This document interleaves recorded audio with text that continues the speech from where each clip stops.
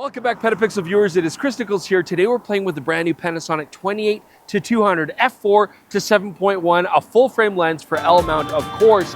Now everything about this lens screams travel, so we've decided to travel to a place we've never been before, amazingly, the lovely town of Cochrane. Let's get to it. Okay, so right off the bat, this is not a fast lens, we know that, but it's absolutely a compact lens. That's where the emphasis seems to be. And I'm using it on the Panasonic S5 II today, which I think is exactly what this lens was intended to be mated for. And it's great for just walking around, doing casual shooting. So let's head down to downtown Cochrane and get onto some of that.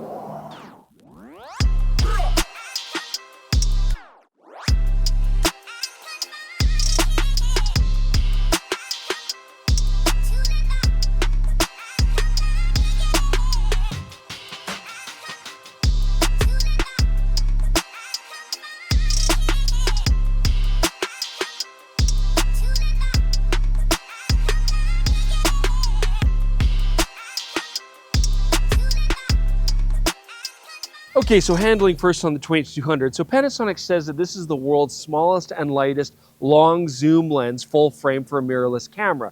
Regardless, this is Panasonic's first super zoom for their L mount system, and it is definitely compact. I mean, only 413 grams, 67mm front filter thread. It does come with a nice little hood here. I do like that even though it's a plastic hood, it does have this nice locking switch. I always appreciate that.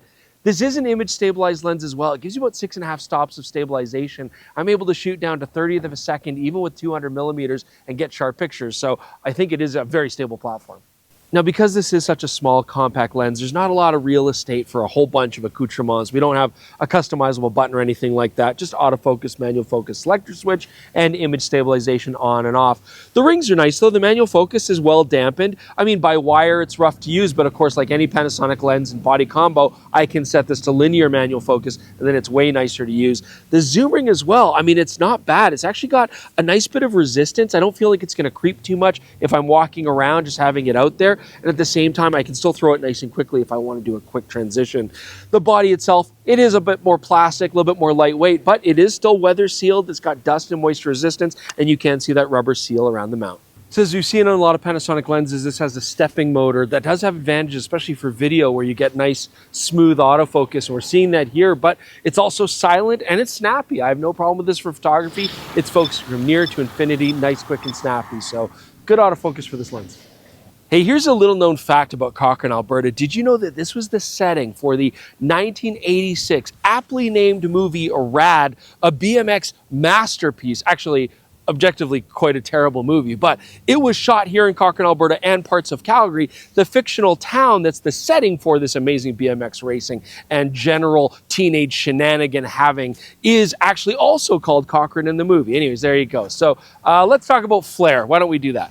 So you could probably tell from my heavy squinting and my tear-filled eyes that we've got a very beautiful, bright, sunny day today. So a nice opportunity to test flare characteristics here. I'm going to go ahead and say that it's actually not that good. So what we are seeing, some loss of contrast, not too bad, but look at the ghosting here. Even shooting wider apertures, we're still getting it. When you stop down to f16, you can see we've got major and distracting ghosting. I also wanted to test sunstars because, you know, for travel landscapes and stuff like that, this might be a nice lens. Sunstars, though, you can see here, pretty mushy. We're not really getting any sharp definition. We're not getting any clean, sharp points of light from the stars. So yeah, not great shooting towards the sun, this particular lens. So one thing that's very impressive on this lens that adds to its versatility as a do-everything super zoom is its excellent macro close-up capability. Now, at 200mm, it's not going to give you great magnification, but you do get good working distance. It does the best macro at 28mm. Actually, very impressive half life-size reproduction. The only downside is your working distance is very minimal. I mean, you're basically on top of your subject, hood touching it. I would certainly take this off in most situations to try to get more light through onto the subject, but I'm still only about an inch away from that front element. Regardless, this is a nice feature to have in a super zoom where I can go from shooting things long distance at 200mm to focusing on small flowers and insects right up close. So a lens like this, a super zoom with a slower aperture, doesn't normally scream shallow depth of field shots. And this is not a lens for shooting a lot of shallow depth of field. But if you shoot the wide angle 28mm, get close to things, you know, at a wider aperture, or if you do zoom out to the longer telephoto ranges, you can get some shallow depth of field look. So I did want to test the bokeh on this lens. First off, specular highlights. You can see here shooting wide open. We are getting a little bit of a cat's eye effect in the corners. Stopping down, that does largely go away. We're getting nice round specular highlights.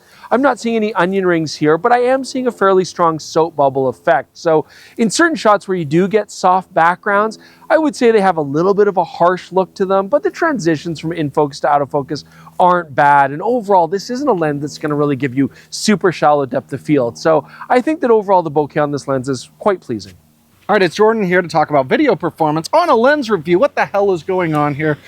Well, Panasonic do really consider videographers when they design their lenses. So let's start off with breathing, which is when your field of view will actually change as you rack the lens from minimum focus to infinity. And you can see here at 28mm, there is a little bit of movement, but it would never really be noticeable during a shot. And what really impressed me is at 200mm, breathing is barely visible. This is an extremely good performance for a lens like this.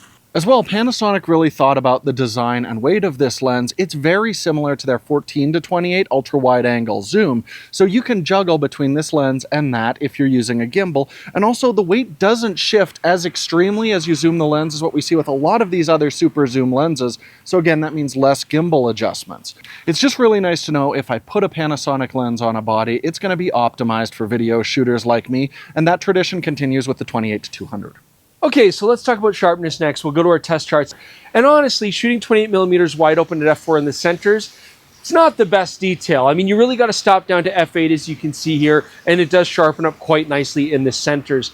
In the corners, same story. Shooting wide open at f4, not a lot of detail. When we stop down to f8, you can notice that things do tighten up. However, we're still getting kind of a blurred, smeary effect in the corners, and that's likely due to a fair amount of distortion correction. Okay, so let's look at the other extreme. 200mm here in the center, shooting at its widest aperture, which is f7.1.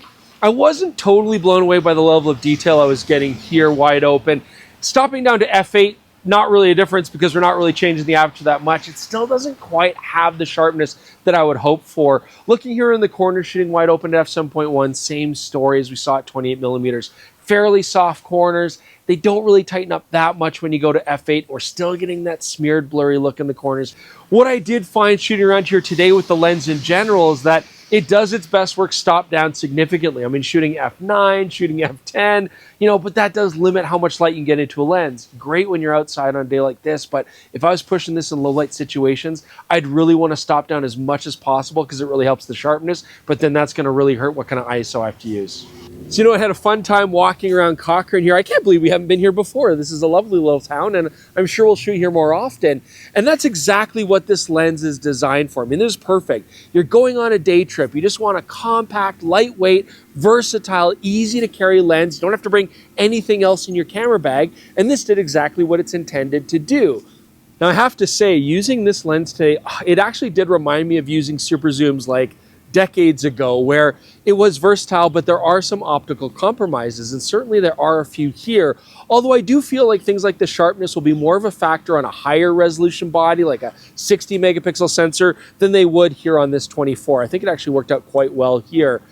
The flare characteristics for photography are kind of a pain, and I felt like I would have to work around them in a lot of situations. But then on the flip side for video, I think the ghosting and the flare actually kind of might work and be fun for a lot of shots.